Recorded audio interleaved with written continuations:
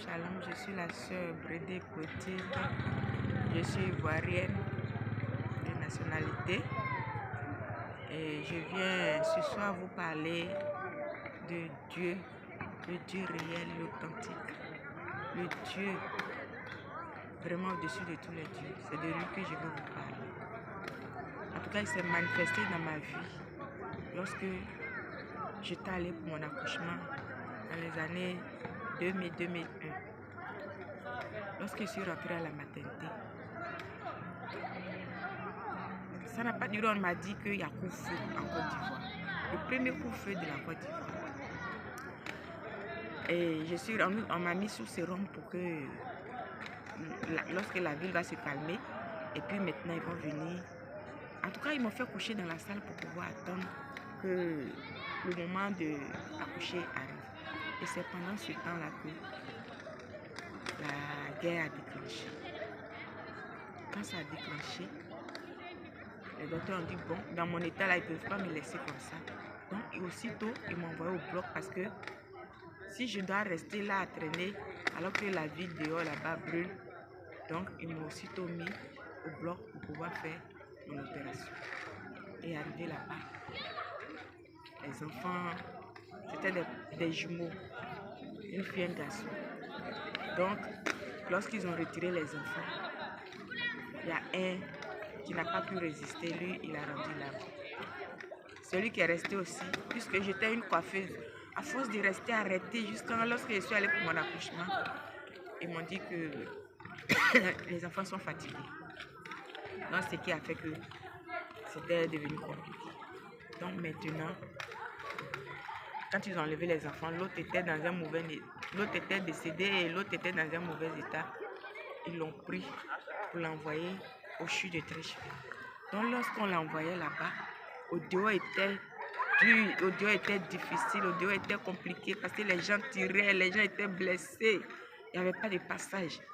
Mais Dieu a aidé ma maman pour aller avec l'enfant au CHU de Trécheville, dans un autre quartier.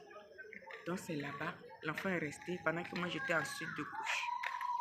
Donc lorsque j'étais en suite de couche, et c'est là Dieu est venu se manifester dans ma vie. Et oui, quand la guerre a commencé, les docteurs se sont dispersés et sont partis. Parce qu'on a dit que chacun aille pour sauver sa famille. Donc ils étaient obligés, ceux qui étaient des gardes, ceux qui n'étaient pas des gardes, en tout cas tout le monde, on entend guerre. Qui va rester dehors? Donc chacun a couru pour aller s'occuper de son enfant. Et c'est ceux qui étaient très loin qui n'ont pas pu sortir. Et il y avait un seul qui était pour tout l'hôpital. Et c'est pendant ce temps-là, les pharmacies étaient fermées. Tous les médicaments, en tout cas il n'y avait pas d'endroit où on doit payer les médicaments. Donc moi j'étais sous sérum. Sous sérum pendant combien de jours? Les gens sont partis. Quand la guerre commence là, tu sais quand ça a commencé, mais tu ne sais pas quand ça finit. Donc les gens sont partis, les pharmacies fermées. Je ne pouvais pas manger parce que quand tu es sous sérum, tant que tu n'as pas fait les gaz, tu ne peux pas manger.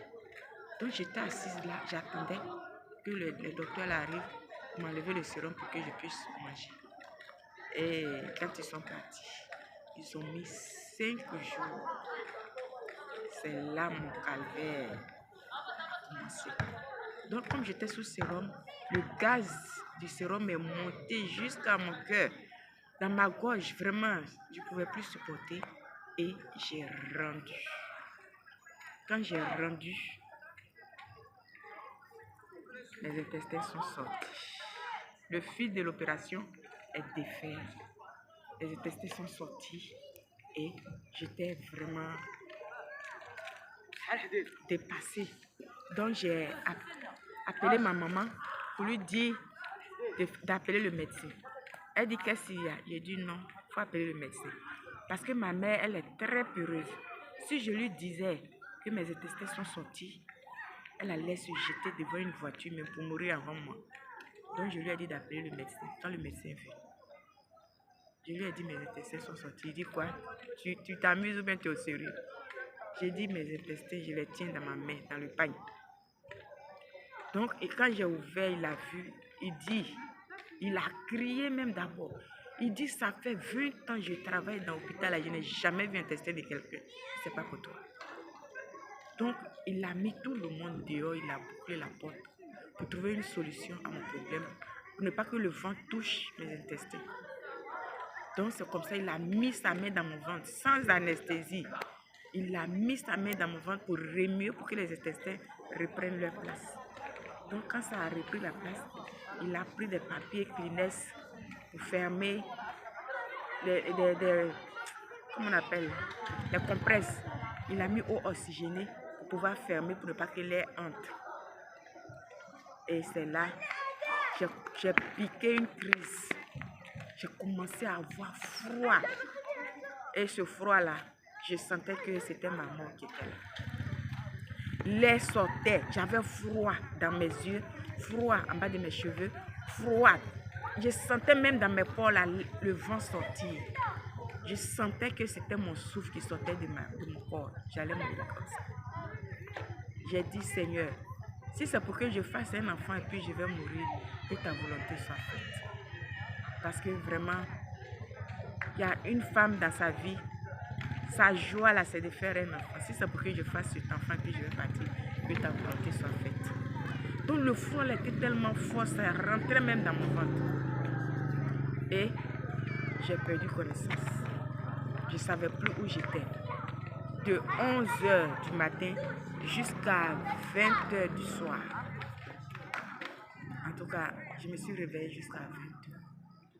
Et je regarde autour de moi, les gens qui traînaient, qui pleuraient, les gens qui... En tout cas, même ma maman, même... J'ai regardé ma maman et dit, mais maman, pourquoi les gens sont beaucoup? Et puis pourquoi vous me regardez? Puisque je ne savais plus où j'étais. Et c'est là, elle m'a dit, non, tout le monde va bien, ils sont en train de te regarder, ils sont venus te saluer. Donc là, sinon, il n'y a rien. Donc c'est là, j'étais là. Donc quand le docteur est venu, lui-même là, lorsque j'avais froid, il a dit à ma maman qu'il faut prendre l'enfant, tu vas mettre l'enfant là sur elle, sinon les signes sont déjà là. Elle est en train de mourir comme ça. Donc ma maman a mis l'enfant sur ma poitrine. Quand j'ai vu l'enfant, vraiment, ça ne m'a pas donné le courage. Vraiment, en tout cas, où j'étais là, Dieu merci seulement. Tout ce que je disais, Dieu merci parce que j'ai eu un enfant, Dieu merci parce que j'ai eu un enfant. Même si je m'en vais, je vais partir en paix parce que j'ai eu un enfant. Au moins, j'ai laissé une image sur la terre. Et puis, c'est là, j'ai perdu connaissance, je ne savais plus où j'étais. Donc, je me suis réveillée à 20 h. C'est toujours pas cousu. Les docteurs ne sont pas encore venus. Donc, quand je me suis réveillée, j'ai dit les docteurs l'ont mis 5 jours avant qu'ils vont venir là. Comprenez ce que le monsieur l'avait fait là. C'est rentré dans mon ventre. Puis c'est pourri maintenant. L'eau verte a commencé à sortir de mon ventre. J'étais pourri, il y avait les mouches sur moi, tout ça là. L'eau de moisissure, en tout cas j'étais pourri. Et comme Dieu il est Dieu, quand ton heure n'est pas encore arrivée, vraiment, tu ne peux pas partir. Donc, il allait voir. Donc, j'étais là dans la prière. Il y a un docteur qui est quitté chez lui. Il dit que vraiment, un délégué médical d'abord, qui est tourmenté, que Dieu est en train de le tourmenter, de prendre le carton de Fusidine là, pour aller envoyer ça à sa fille à l'hôpital là-bas. Il lui a donné mon nom, tout ça là, de venir me donner le carton de médicaments. En tout cas, là où Dieu a commencé à se manifester, ils ont envoyé quelque chose, le carton pouvait coûter en tout cas 70 000. Tous les médicaments, 5 francs, je n'ai pas payé. Dieu a tourmenté le délégué et puis elle est venue me donner tous les médicaments là gratuitement. Donc quand elle a envoyé, ils ont déposé. Je disais à ma maman, j'ai dit, ah maman, on n'a qu'à fuir, on a quitté l'hôpital là. Là, toi, mais tu vas me soigner à la maison, comme ils ont envoyé les médicaments là. Ma maman dit, tu sais pas que tu es morte, où tu es là. J'ai dit, non, ça va chez moi, je peux marcher. Elle dit, non, pas question. Donc c'est là, on est resté. Le lendemain, le docteur, le major, lui-même, il est quitté à la maison. Il dit vraiment, lui aussi, Dieu l'a tourmenté pour dire, si sa fille meurt, sa fille bridée, si elle meurt dans l'hôpital là. En tout cas, le monsieur ne pouvait pas dormir. Le docteur ne pouvait pas dormir. Donc c'est lui qui est venu. Il n'a pas pu prendre sa blouse il m'a pris, il m'a envoyé directement au bloc. Parce que quand ils partaient, et tous savaient qu'ils ont même mis dans les papiers de sortie là que je vais mourir. Mais à leur grande surprise, ils sont venus trouver, je suis en vie. Donc vraiment, Dieu s'est manifesté même. Donc ils m'ont pris pour m'envoyer au bloc, arrivé là-bas, on ne pouvait plus me coudre. J'étais pourrie. Tout ce lot de moisissures, j'étais pourrie, j'étais infectée même. Donc quand on me touche comme ça, la peau la reste dans le nez. Donc c'est là Dieu, il m'a fait savoir qu'il est le chirurgien des chirurgiens. Il est le docteur des docteurs. Il est le Dieu au-dessus de tous les dieux. Il est le mécanicien de l'eau. En tout cas, c'est là qu'on est rentré au bloc. Ils n'ont pas cousu. Ils ont pris un sparadrap élastoplast. C'est ça, ils ont pris pour attraper mon ventre, pour mettre ça dessus. Donc, ils n'ont plus cousu. Donc, c'est le sparadrap là seulement on mettait avec les médicaments. Et pendant combien de jours j'ai fait tout, j'ai fait deux. Par exemple, je suis rentrée en octobre. C'est en décembre que je suis sortie de l'hôpital. La chair a poussé seule. La peau a poussé seule. C'est ce jour-là j'ai su que quand on opère quelqu'un, il y a la peau, et il y a la peau, et il y a la chair, et puis il y a la peau. En tout cas, Dieu a lui-même, par chirurgie spirituelle, il a cousu mon ventre, ma chair, il a cousu ma peau, sans qu'il y ait... Les médicaments que les gens envoyaient là, ça ne pouvait pas. Mais c'est seulement Daquin, était, qu'on met dessus, la partie là a séché jusqu'à... On est sorti le 31 décembre. Mais lorsque je sortais de l'hôpital, le docteur a demandé, moi je vais dans quelle église. Parce qu'ils ont mis dans mes papiers que je suis morte. Mais ils sont allés, ils ont mis 5 jours. Ils sont venus trouver, je suis en vie. Puis dans quelle église moi je vais? J'ai dit non, je vais au catholique. J'étais à l'église catholique de Saint-Marc-le-Couvent. C'est là-bas que j'étais. Donc là, Dieu là, c'est pas question d'église. Quand tu l'adores en esprit et en vérité, quand tu as besoin de lui là, lui aussi il vient à ton secours. Il vient à ton secours. Il ne t'abandonne pas. Mais quand tu t'amuses avec lui, lui aussi là, où tu auras besoin de lui, il va s'amuser avec toi. Parce que tu ne l'as pas pris au sérieux. Donc Dieu là, tu le prends au sérieux. Chacun de nous a sa rencontre avec Dieu. Tu as ta vie personnelle avec Dieu.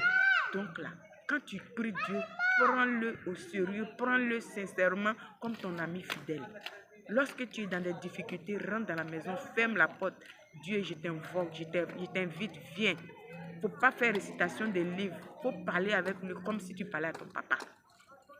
Du fond de ton cœur, et tu lui dis ton problème. Dieu, il est juste bon pour t'assister. Ce qu'il a fait pour moi, il peut le faire aussi pour toi. Donc ce Dieu-là, il n'est pas seulement dans la Bible, mais il est réel. Il est ressuscité d'entre les morts à cause de nous, pour nous sauver. Donc là, chacun de nous a son histoire avec Dieu. Chacun de nous a son histoire avec Dieu. Tu t'amuses. Il va s'amuser avec toi. Jouons et prends Jésus comme ton fidèle ami et il ne va jamais t'abandonner. Il est fidèle, il est juste, il est honnête. Il ne te trompera jamais. L'homme peut te tromper, mais lui, Dieu, lui, Jésus-Christ, il est fidèle. Il est mort à la croix, il est ressuscité à cause de nous. Donc là, ce Dieu-là, on doit s'abandonner dans sa vie. Au nom puissant de Jésus, j'ai prié. Je vous invite à donner votre vie à Dieu. Et je vous invite à donner votre vie à Jésus-Christ. Il a payé.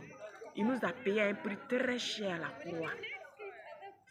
Ce sacrifice-là, il n'est plus que bœuf.